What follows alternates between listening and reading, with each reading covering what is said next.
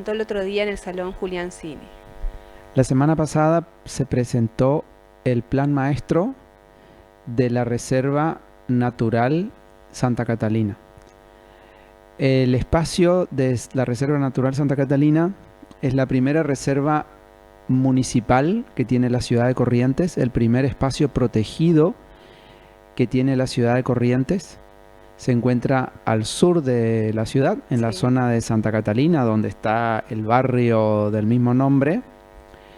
Tiene una extensión de 275 hectáreas, de las cuales 115 corresponde a bosques nativos protegidos.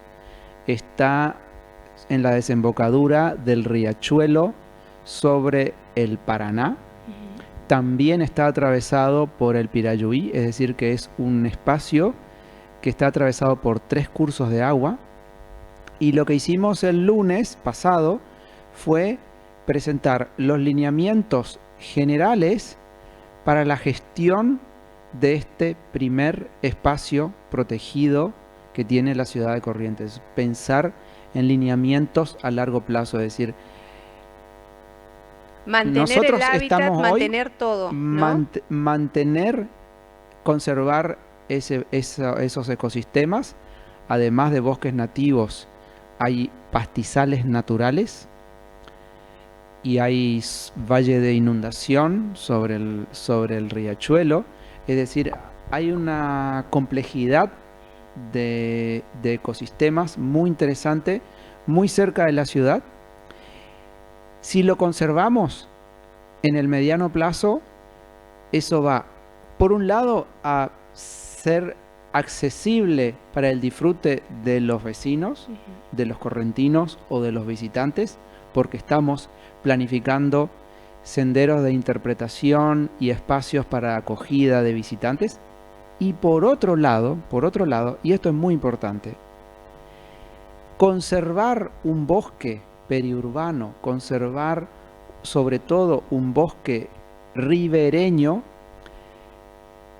va a venir a cumplir una función de defensa natural frente a eventos climáticos extremos, como por ejemplo precipitaciones intensas, como las que vivimos la semana pasada, o por ejemplo olas de calor intensas que generen incendios, como los que vivimos en febrero o enero de este año, y los vivimos con mayor intensidad en enero del año pasado.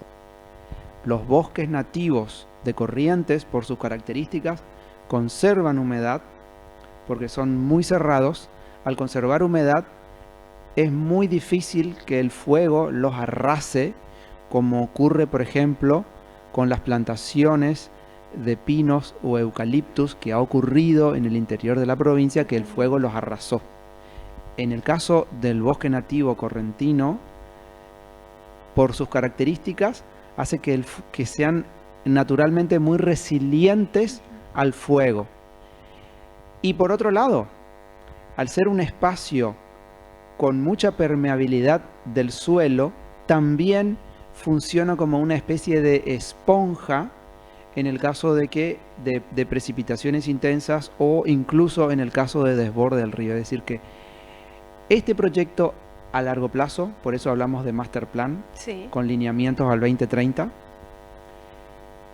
tiene una función, digamos, de aprovechamiento de los vecinos, del ciudadano, de ofrecerle un espacio agreste, verde, para que el correntino pueda ir a pasar la tarde y recorrer y conocer sobre los distintos espacios, distintos tipos de medio ambiente que hay en la provincia. Y por otro lado, va a formar parte de la infraestructura verde de la ciudad. Y esto está enmarcado en una política de Estado que ha trazado el intendente municipal, el doctor Tassano, de colocar a la protección del medio ambiente como un pilar dentro de la gestión de la ciudad. Años atrás no lo veíamos de la misma manera. Por ese motivo, los correntinos en los últimos 70 años hemos rellenado y construido encima de 35 lagunas. Tenemos un barrio al cual le hemos puesto Laguna Seca. Las lagunas correntinas se nutren exclusivamente de agua de lluvia, es decir, son reservorios naturales de agua de lluvia. Si nosotros rellenamos una laguna, que es un reservorio natural de agua de lluvia, cuando llueva, ¿a dónde va a ir el agua? A la laguna. Totalmente. El que construyó encima de una laguna, Sí. después que no se pregunte por qué se inunda. Sencillamente porque construyó en un lugar que es un reservorio natural de agua de lluvia. Entonces, el punto fundamental acá, el clic que estamos haciendo los correntinos, y por eso hablamos de lineamientos a largo plazo, de políticas de Estado a largo plazo, es crear el concepto de suelo no urbanizable. El proyecto de Santa Catalina es el primer ejemplo concreto que tiene la ciudad de Corrientes de un suelo no urbanizable, que se va a preservar como tal para nuestros hijos, cuando la ciudad ya haya llegado. Hoy está a 9 kilómetros del centro, pero ya el barrio Santa Catalina está a 3 kilómetros y medio. Sí, De acá a es 15 cierto. años, eso va a estar urbanizado. Totalmente, más con toda la industrialización que ya se está realizando Con toda también. exactamente, las ciudades lamentablemente están creciendo espacialmente más de lo que el aumento de la población lo justifica. ¿Y por qué digo lamentablemente? Porque estamos comiendo suelo que puede ser suelo productivo, estamos comiendo suelo que puede ser bosques nativos o ecosistemas naturales. Y en tercer lugar, porque la gente que se instale a 10, 15, 20 kilómetros del centro va a tener que recorrer muchos kilómetros por día para venir a trabajar o para llevar a sus niños al colegio, y eso significa más emisiones de carbono, significa, digamos, de que vamos a contribuir más a lo que ya estamos sufriendo, que es el cambio climático. Totalmente, hay mucha gente, pasó con Santa Ana, que hay gente que estaba totalmente alejado o aislado, y ahora a su alrededor hay muchísimas casas, construyen en Totalmente. todos lados. Por eso lo que hablábamos de esto de la urbanización, que lo vemos constantemente de acá hasta a 5 años, ya es, no es a 10 años de decir verlo poblado, sino acá a 5 años o mucho menos, de cómo están realizando viviendas en lugares que hay gente que todavía no conoce. Hay lugares donde realmente, y como decíamos, se arrasa muchísimo Así de es. naturaleza cuando se Entonces, construye estos estos barrios. lineamientos de política de protección del medio ambiente viene justamente a plantear, a regular y a plantear los criterios sobre los cuales se va a poder urbanizar. Todo esto está enmarcado en un plan más importante que tiene la ciudad, que es el plan de ordenamiento territorial, en donde se marcan los lineamientos generales de cómo deberá crecer la ciudad de aquí al futuro, teniendo en cuenta por primera vez el soporte físico sobre el cual se asienta la ciudad, es decir, el medio ambiente sobre el cual construimos la ciudad.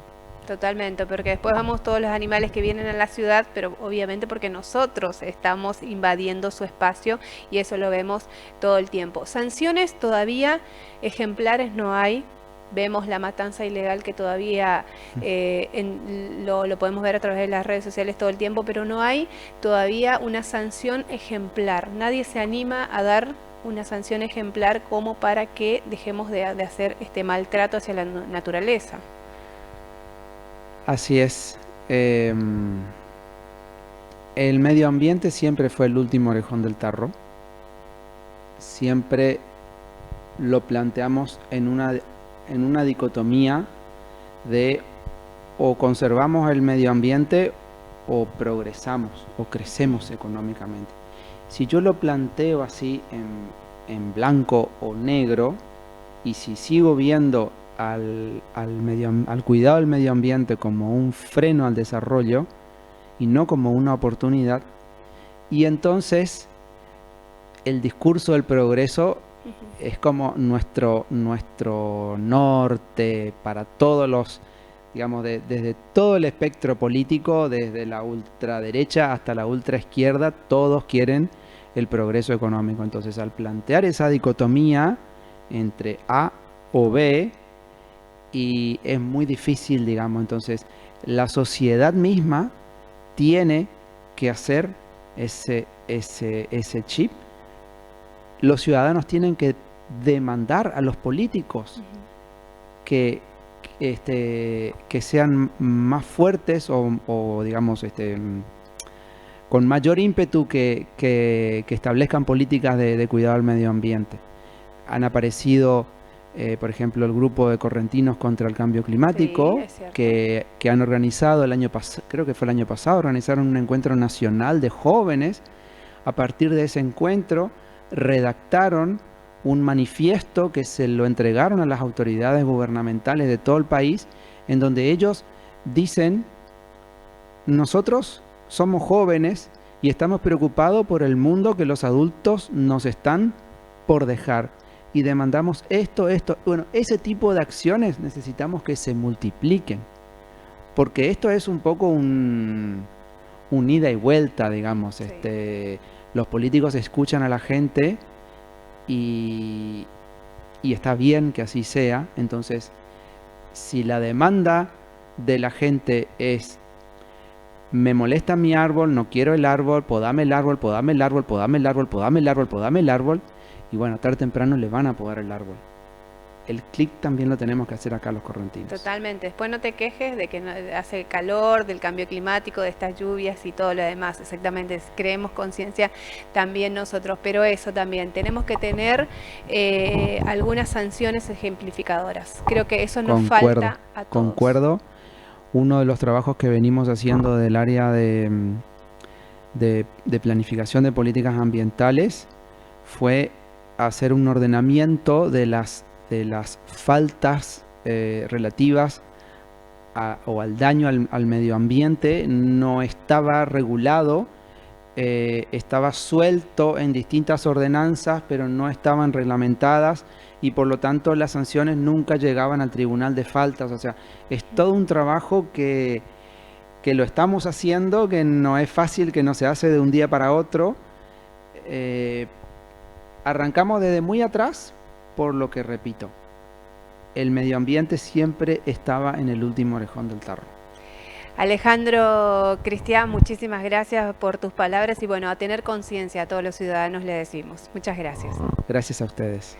Muy bien, nosotros nos vamos a ir nuevamente a una breve